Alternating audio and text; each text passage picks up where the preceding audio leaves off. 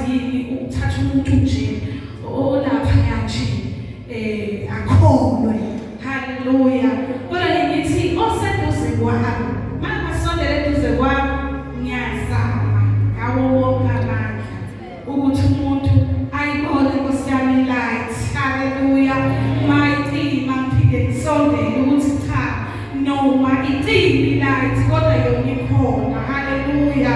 Ungazile noma lokho kuyokwanela kuyoma yini isikhathi emlilweni ungashi, ngoba nabo mawukwenza ungathembeki kuyoshakana nawe esibhokweni. Amen bazalwane.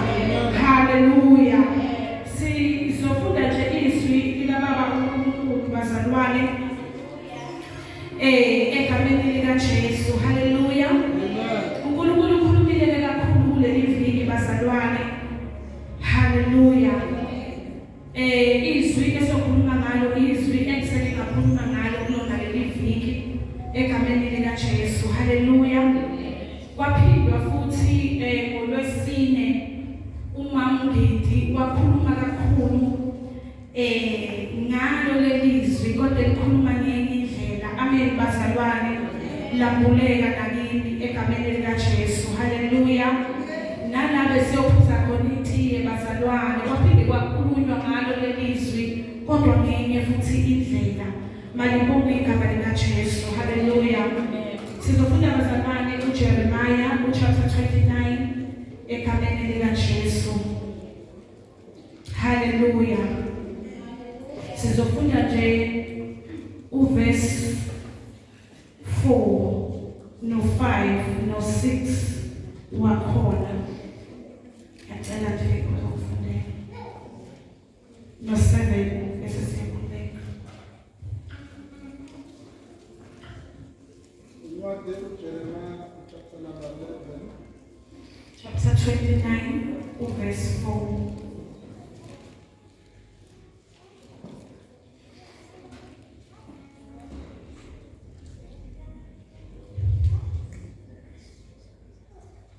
Jeremiah 29, sizofunda verse number 4.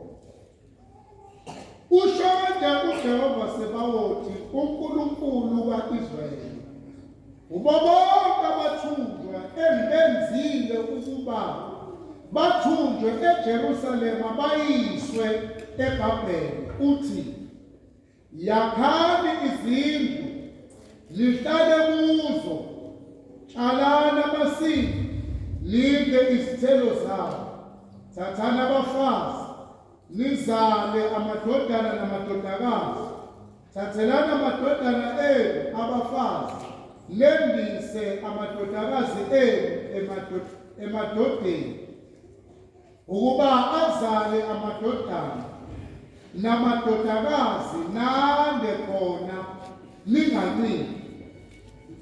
Funani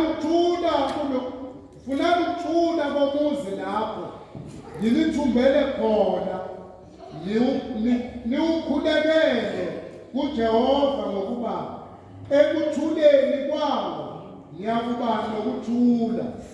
Haleluya. Ngiyacela nje sisho lamazwi ukuthi ngokuba ekuthuleni kwawo ngiyakuba nokuthula.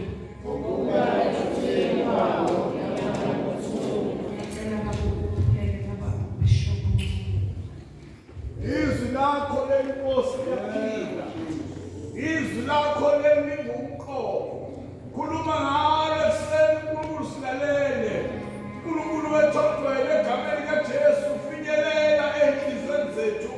Baba wethu egameni likaJesu sisele lona kule ndawo. uNkulunkulu wethu omuhle, njengomntwana wakho khuluma nganye sizwe kaningi.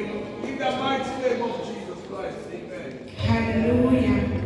Siyabonga kakhulu egameni likaJesu. La sifunda khona bazalwane, sifunda ngo-Israyeli. Haleluya. Israyeli bazalwane uyisizwe sikaNkulunkulu, uNkulunkulu asikhethile egameni likaJesu. Haleluya. La sifunda khona-ke bangcwele, sifunda lapho khona u-Israyeli esenikeliwe esandleni sikaNebukadnezar. Haleluya. Oyinkosi yaseBhabheli. Haleluya. Mawuhlehla nencwadi uyathola bazalwane ukuthi uIsrayeli uyisizwe esavela ngoJakobe. Haleluya. uJakobe lo bazalwane owazalwa nguRebeka beno Isaka. Amen bazalwane. Haleluya. Malibonge igama likaJesu. Haleluya. Ekuzalweni kwabo behamawele kukhona omdala kukhona omncane. Haleluya. Ngelinye ilanga yaziwa nje bazalwane indaba. Ngelinye ilanga omunye lambile, omunye wathi omunye ukudla, omunye wamnika ukudla kodwa wasethi akamnike. Haleluya. Ubuzibulo bakhe. Haleluya. Uma esemnikile ubuzibulo bakhe, lo omnikeze ukudla wasethatha ngempela yena ubuzibulo. Lithizwi likaNkulunkulu Isaka Esau benoJakobe basebengabe besazwana. uJakobe wabaleka wayohlala la ahlala khona. Elithizwi likaNkulunkulu wahlala wahlala nomkhwe wakhe. Amen bazalwane. Egameni likaJesu kuningi ke mawulifundiswa likaNkulunkulu kuyavela nje ukuthi uthe sefikile lapho wafuna amakhosikazi. Amen bazalwane. Wafuna inkosikazi, uthe mayithola inkosikazi kodwa wakhwabaniselwa naye ngenxa naye yokuthi kwaqhubeka nje bazalwane. Lithizwi likaNkulunkulu wakhwabaniselwa unkosikazi wokuqala. Unkosikazi ayemfunile kwakulo amthola okwesibili. Amen bazalwane. Uxabenele nomfowabo usezizweni, wahlala kulezo sizwe.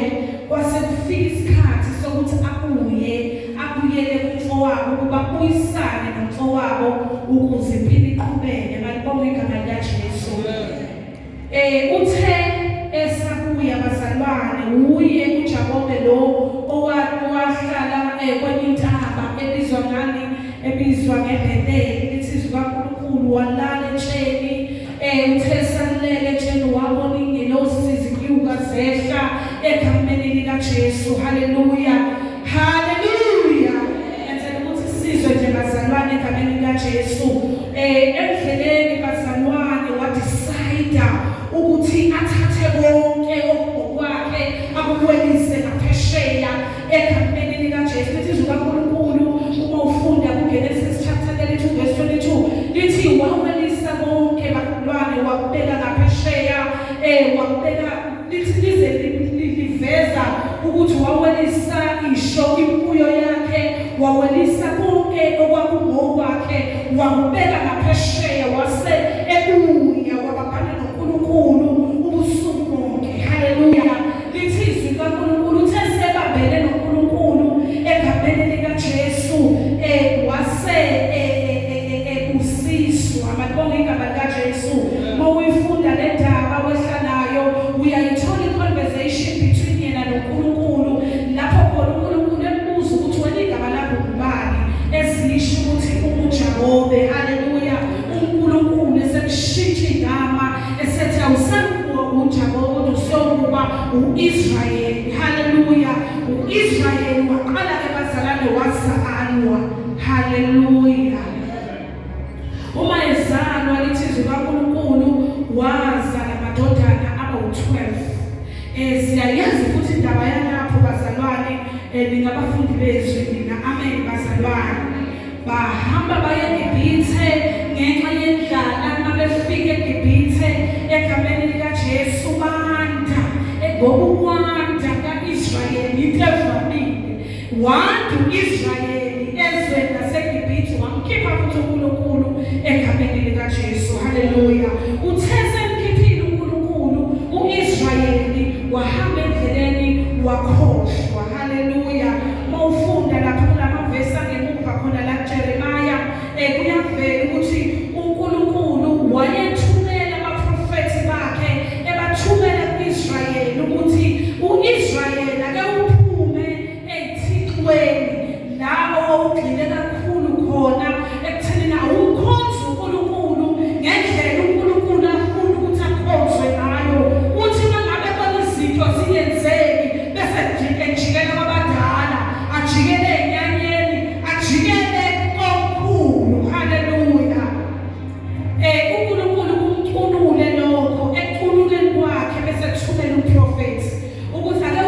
uhambe uyoqwashisa u-Israyeli utshele ukuthi lento yenzayo ngiyithanda. U-Israyeli bazalwane wangamlalela uNkulunkulu. Waphinda futhi uNkulunkulu wathumela omunye umprofethi. Uma efika ekhuluma no-Israyeli, u-Israyeli wadecide ukuthi umbambe manje lo profethi ufune ukumbulala ngenxa yokuthi wawungafuni ukulizwa iqiniso. U-Israyeli shuthi nje njengoba sesiyichazile indaba ka-Israyeli sesifike la ekubona khona la ade ngichaza khona bazalwane engizama ukuveza ukuthi u-Israyeli wahluleka ukubuzwa uNkulunkulu ekhuluma ngemlomo yabaprofethi. Haleluya. Kuze kube kalokhu-ke bazalwane namanje u-Israyeli lo yithi awuthandi ukuzwa ukuthi uNkulunkulu uthini. Haleluya. Ayawuthandi bazalwane.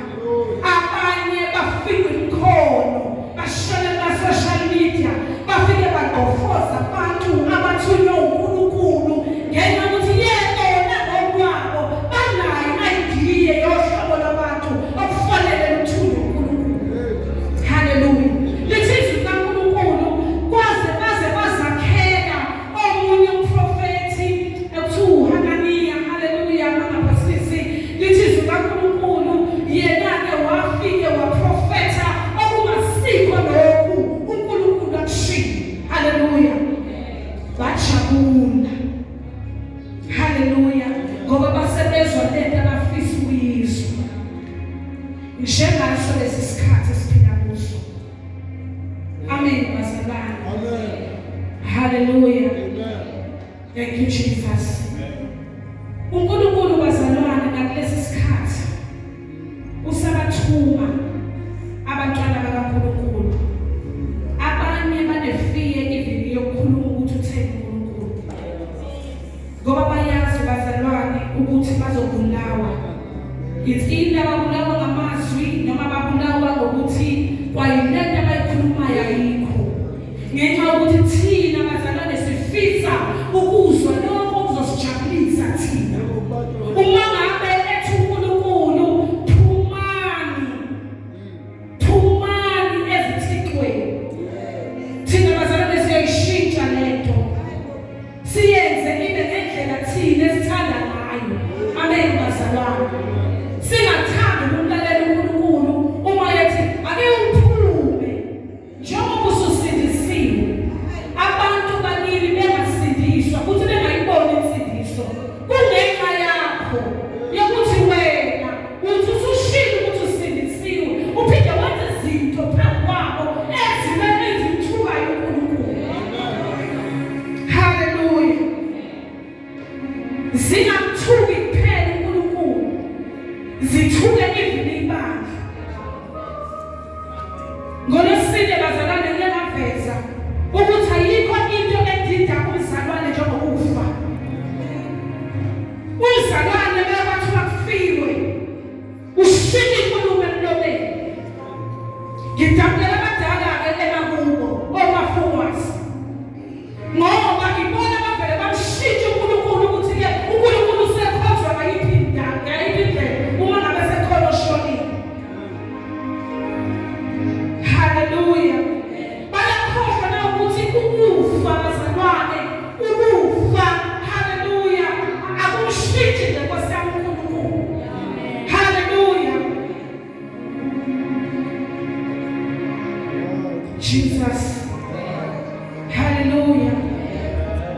Njengesizwe sikaNkulunkulu bazalwane. Lithi izwi likaNkulunkulu uNkulunkulu wasedecide. Usho manje uJehova Sabaoth uNkulunkulu ka-Israyeli kubo bonke abathunjwe ngibenzile ukuba bathunjwe eJerusalema bayise eBhabheli. Uthi yakhani izindlu nihlale kuzo, qalani amasimu nidle izithelo zawo. Thathani abafazi nizale amadodana amadodakazi.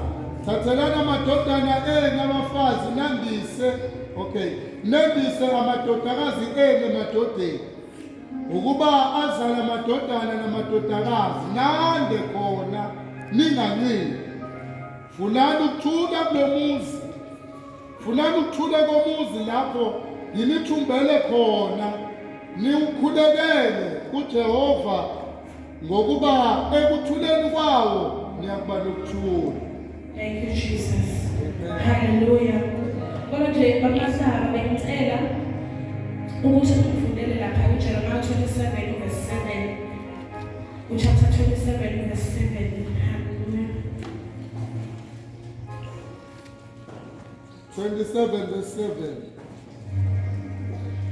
Zonke izizwe ziyakumkhonza yena nendodana yakhe, nendodana yendodana yakhe, kuze kufike isikhathi sezwe lakhe. Izizwe eziningi namakhosi amakhulu babakhonzise. Yakuthi isizwe nombuso okungayi kumkhonza yena uNebukadnezari inkosi yaseBhabheli, ungabeki intamo yakho phansi kwejoka lenkosi yaseBhabheli, leso sizwe ngisijezise, usho uJehova, ngenkemba nangendlala nangesifo, ngize ngisiqede ngesandla sakhe. Hallelujah. Amen. La bazalwane ilapho khona uNkulunkulu ethatha khona isinqumo sokuthi uzokwenza njani wonke amakhosi awabekile aba-Israyeli. Hallelujah. Uzowanikela esandleni sikaNebukadnezari inkosi yaseBhabheli ukuthi wonke bayikhonze. Hallelujah. Bathunjwe ukuthi basuke eJerusalema ezweni labo bayiswe eBhabheli ezweni engasilona labo. Hallelujah.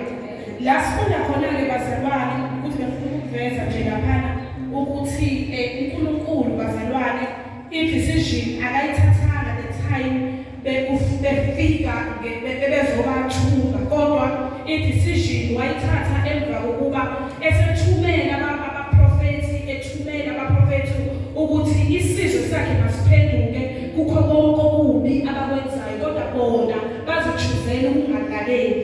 Hallelujah. Bakunokuba bamlalela uNkulunkulu bavele bona bashintsha, bafuna ukulalela ababo abaprofethi abavuswe yibo. Hallelujah. Bangafuni ukuthi balalele ukuthi uNkulunkulu esezulwini yena uthini ngesizwe sabantwana baka-Israyeli. Hallelujah. Alibonge igama likaJesu. Indaba yami bazalwane ikakhulu ila ku-29 egameni likaJesu, lapho khona uJehova Sebawothi uNkulunkulu ka-Israyeli ebathumba manje esebabeka endaweni yaseBhabheli. Nakhona noma esebathumbile bazalwane, ngoba ukuthunjwa ka-Israyeli from eJerusalema to endaweni yaseBhabheli kwakuwuye uNkulunkulu owayethe mabasuswe bayiswe ngala. Amen bazalwane. Ngenxa yokuthi wayefuna nakhona ukuthi umuntu, haleluya, lo isizwe saka-Israyeli agcine bazalwane kuye indengqondweni zakhe. Malibonge igama likaJesu, ngoba inhloso yakhe kwangayona ukuthi amdestroy noma ambulale. Kungakanani bazalwane sishinya Yesu, simcengwa ezonweni esihleli kuzo. Abanye bazalwane banawo ama-reasons ukuthi why behleli la behleli khona, bengafuni ukumuva, bengafuni ukuthi baye kuNkulunkulu, bayokukhonza uNkulunkulu, bayobuza uNkulunkulu ukuthi iyiphi-ke indlela ekumele benze ngayo ukuze ekugcineni uNkulunkulu abakhulule ngokuphelele. Hallelujah. Lapho kade sikhona kunosisi obekade ekhuluma ethi uma ngabe uNkulunkulu uma inika ithuba lokuthi ufunde naye, uSathane uzoyigobha impilo yakho. Hallelujah. Uthi lo sisi uma ngabe ngixoxa noMamzungu, ngithi Mamzungu ngifuna mina ukuye ePretoria. Hallelujah. uMamzungu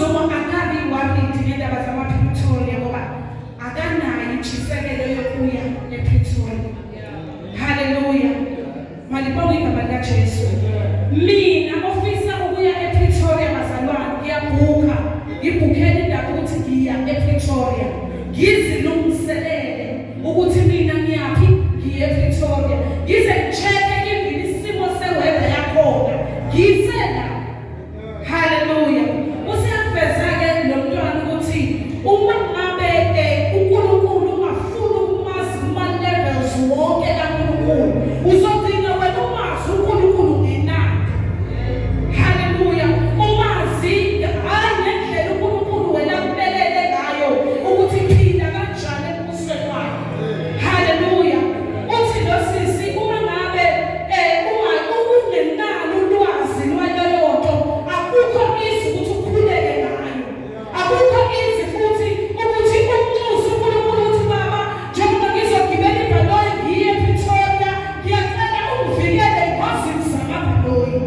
Hallelujah. Ukhuleka kwi-level wena kuyo, awukwazi ukukhuleka kwi-level uNkulunkulu akubekele yona wena. Ngenxa yokuthi awuzihluphi ngelinto. Usuka ekhaya uze esontweni, ufike uhlale phansi kuthiwa akuhlatshelelwe, mhlawumbe mawuthanda ukuhlabida, mawuthanda ungagidi, uphinde ubuyele uNkulunkulu awumazi kwenye level. Futhi uNkulunkulu akakwazi ukuzabhula kuwe kwenye level.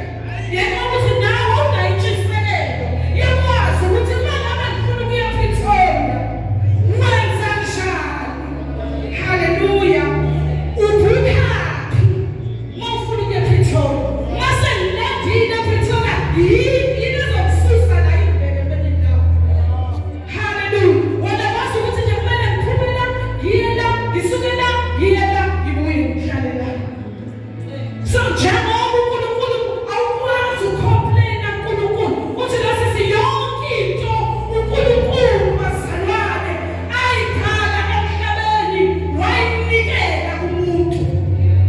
Kungakho ngithi intshumayelo yonke ihambisana.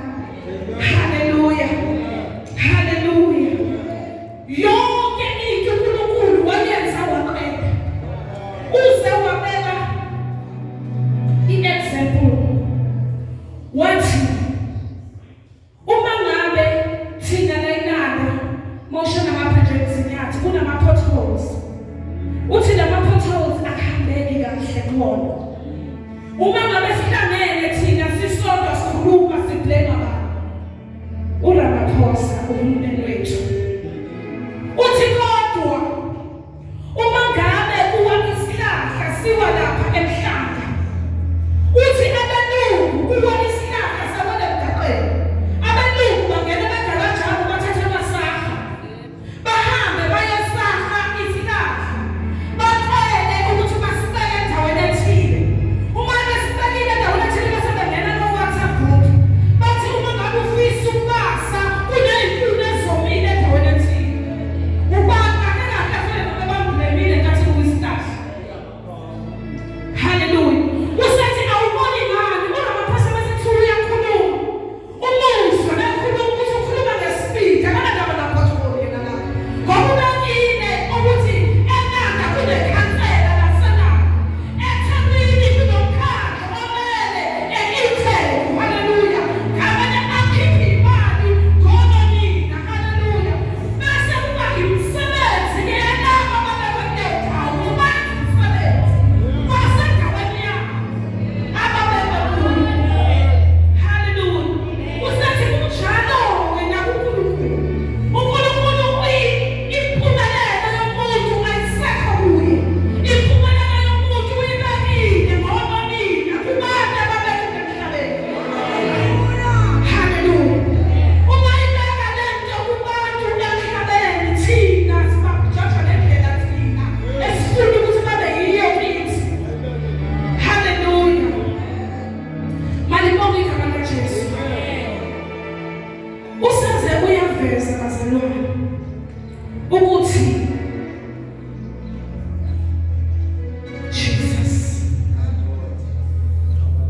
Jesus. Uma ngabe wena yonke into empilweni yakho ekwehlelayo ublame uNkulunkulu, uronke kunomsebenzi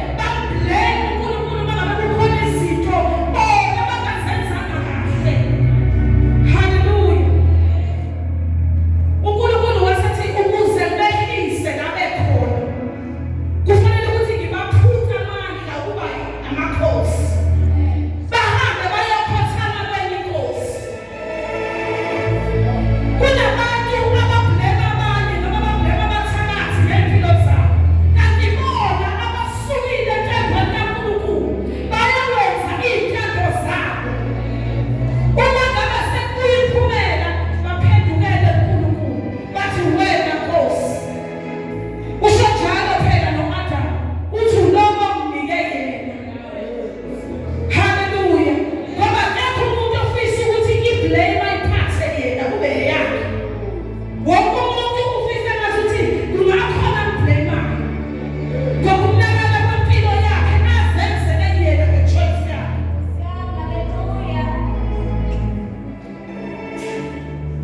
Sishaya amadodolo thina.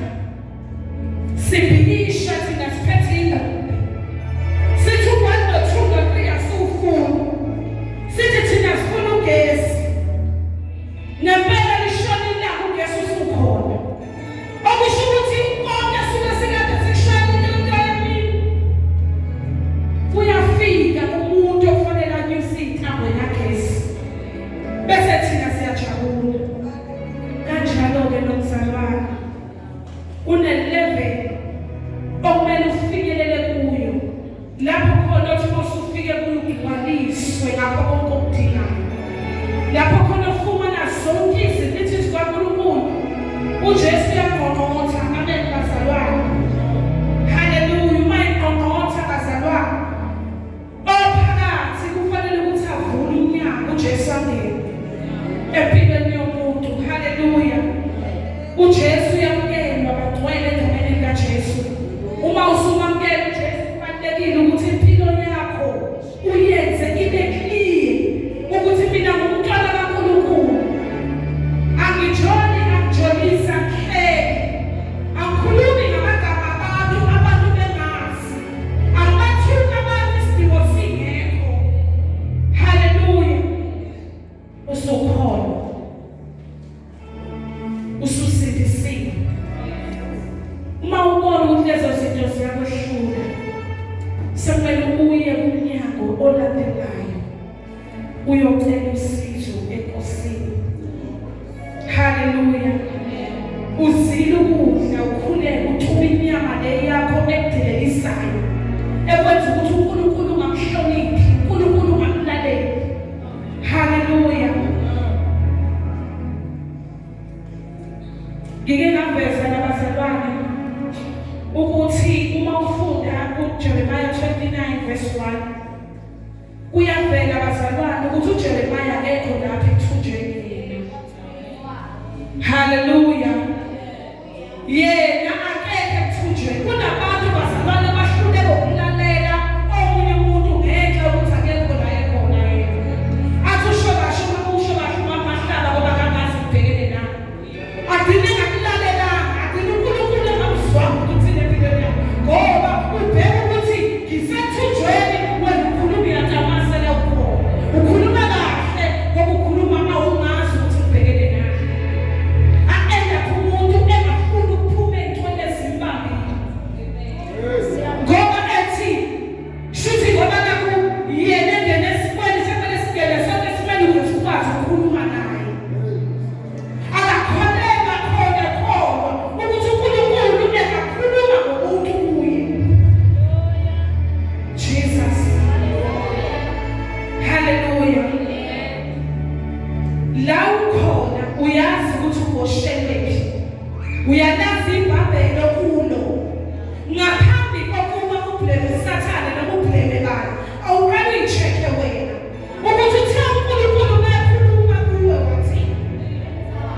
Bathe abantu bomphakathi bekuxwayisa wathini. Bathini bona wathini wena. Bese kuyileke ukhulekela ukuthula. La uthunjeka khona. Ngoba bakuyisandla sikaNkulunkulu singathandaza kuze